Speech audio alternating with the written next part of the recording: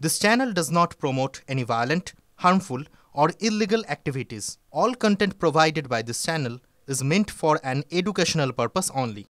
মুর্শিদাবাদের বেশ কিছু থানা যেমন ওই ঘটনাটা ঘটেছে শামশেরগঞ্জ থানায়, এখনো লালগোলা থানা, বড়ুয়া থানা, আমার ভরতপুর থানা, এমন কিছু কিছু কর্মকাণ্ড চলে। আমি যদি বিরোধী আসনে থাকতাম 24 ঘন্টা সময় লাগতো না এসব শায়েস্তা করতে। পুলিশের চমকানি থেকে ভয় করবেন না। পুলিশ যদি আপনাদের অন্যায়ভাবে আপনাদের ফ্যামিলিকে ডিস্টার্ব করে, আপনাদের ভিতরে সমুটু কেস করে রাতের অন্ধকারে তুলে আনে, আমাকে খবরটা দেবেন, আমি আপনাদের পাশে আছি, থাকবো। তো বলছি তো যে আমি যেটা কাল বলেছি সেই বক্তব্য থেকে আমি সরে আসছি বা প্রত্যাহার করছি। একটাই কারণে, আমাকে এসপি সাহেব বলেননি, কিন্তু আমি নিজে থেকে আপনাদের বলছি যে এসপি সাহেবের সাথে আমার গঠনমূলক আলোচনা হয়েছে, খুবই সন্তোষজনক আলোচনা হয়েছে, এবং এসপি সাহেব সত্যিই লোকটি খুব ভালো এবং প্রশাসনের যোগ্য এসপি হিসাবেই এই বহরমপুর মুর্শিদাবাদ জেলায় উনি আগামী দিনে কাজ করবেন। ওনার নেতৃত্বেই আমাদের 2026-এ খুব ভালোভাবে সাধারণ মানুষ নিরপেক্ষতা অবলম্বন করে সবাইকে সুরক্ষা দিয়ে আমরা জয় জয়কার আদায় করব। দেখুন, আমি 3টে থানার নাম করে গতকাল ডিজিটাল মিডিয়ার যে জেলা সম্মেলন ছিল কালেক্টর ক্লাবে, সেখানে আমাকে নিমন্ত্রিত অতিথি ছিলাম।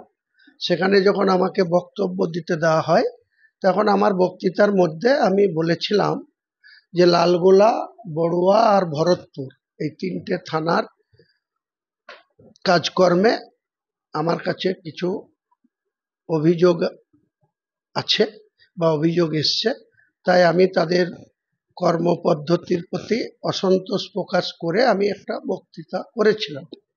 কিন্তু যে সমস্যাগুলো ছিল এগুলা কোনোটা 3 মাসের, কোনোটা 4 মাসের, কোনোটা 2 মাসের। কারণ ইনি এই যে বর্তমান এসপি সাহেব, এনার আসার আগের পর্যন্ত এসব সমস্যা ছিল। আর একটা 2-1টা ছোটখাটো সমস্যা ইনি আসার পরে হয়েছিল। তো গতকালকে আমি যেটা বলেছিলাম তা নিয়ে, এমনিতেই বীরভূম নিয়ে একটা শাসক দলের একজন নেতা তার মন্তব্য নিয়ে গোটা রাজ্যব্যাপী একটা আলোড়ন করেছে। আমি গতকালকে যেটা বলেছি সেটা সেই বক্তব্য থেকে সম্পূর্ণ সরে আসছি। আজকে আমি বহরমপুর পুলিশ পিডির এসপি সাহেবের সঙ্গে দীর্ঘ আলোচনা করেছি। এই সমস্ত যে সমস্যা, আমার একটাই বক্তব্য, সাধারণ মানুষ আমাদের নেত্রী মামাটি মানুষের নেতৃত্ব দেয়, তিনি পুলিশ মন্ত্রী, তিনি মুখ্যমন্ত্রী, তিনার দপ্তর থেকে যদি তেনার দপ্তরের কোনো আধিকারিকরা যদি মানুষের প্রতি কোনো ভুল চুক করে বা কোনো অন্যায় করে, সেটা আমাদের মুখ্যমন্ত্রীর উপরেই দায়বর্তায়। তাই মুখ্যমন্ত্রীর যাতে কোনো রকম মুখ্যমন্ত্রী হিসাবে কেউ তাকে খারাপ না ভাবে, তার জন্য তার দপ্তরের কিছু পুলিশের থানার জন্য আমি বলেছিলাম। আমি আজকে এসপি সাহেবের সঙ্গে সুন্দর আলোচনা হয়েছে, কথা বলেছি। আমার যেসব সমস্যাগুলো আমার দৃষ্টিতে এনেছিল, কি বড়ুয়া, কি ভরতপুর, কি লালগোলা, সমস্ত বিশদে আলোচনা হয়েছে। এসপি সাহেব গুরুত্ব দিয়ে বিষয়গুলো দেখেছেন। কাজেই আমাকে উনি আরেকটা কথা বলেছেন যে আপনি তৃণমূলের বিধায়ক, শাসক দলের বিধায়ক, আমি এখানে এসপি হিসাবে জয়েন করেছি, যদি আপনার কাছে কেউ কোনো অভিযোগ পুলিশের সম্বন্ধে করে তাহলে আপনি অবশ্যই আগে আমার দৃষ্টিতে দেবেন। আমি যদি সেটাকে আপনার সলভ না করি তখন আপনি মিডিয়ায় বলবেন বা কাউকে বলবেন। তো আমি ওনাকে কথা দিয়েছি যে গতকালকে যেটা আমি বলেছিলাম তার কিছু কারণ ছিল, সেই কারণ নিয়ে আমি বলেছিলাম, কালকের বক্তব্য থেকে আমি সরে আসছি বা ওটা প্রত্যাহারই করছি। আজকে এসপি সাহেবের সাথে খুব সুন্দর আলোচনা হয়েছে। এসপি সাহেব আমাকে কথা দিয়েছেন যে যে সমস্ত সমস্যা ছোটখাটো আছে সেটা আপনাদের সামনে ওপেন করছি না, সেই ছোটখাটো সমস্যাগুলা কি লালগোলা, কি বড়ুয়া, কি ভরতপুর, সমস্তটাই উনি ইতিমধ্যে ভরতপুরের একটা বিরাট সমস্যা ছিল, সেখানে বালি তোলা হতো, জেসিপি মান্থলি দিয়ে জেসিপি চালানো হতো, ট্র্যাক্টর চালানো হতো, তার সঙ্গে একাংশ যুক্ত ছিল। সেটা গত কয়েকদিন আগেই আমি এসপি সাহেবকে দিয়েছিলাম। উনি কিন্তু ড্রাস্টিক অ্যাকশন নিয়েছেন এবং সেই সব অসামাজিক কাজ বা অবৈধ কাজ উনি পুরোপুরি বন্ধ করে দিয়েছেন। কাজেই উনি আমাকে আজকে বললেন যে আপনি দিয়েছিলেন, আমি সেটা করেছি কি করিনি। আমি নিশ্চয় করেছি।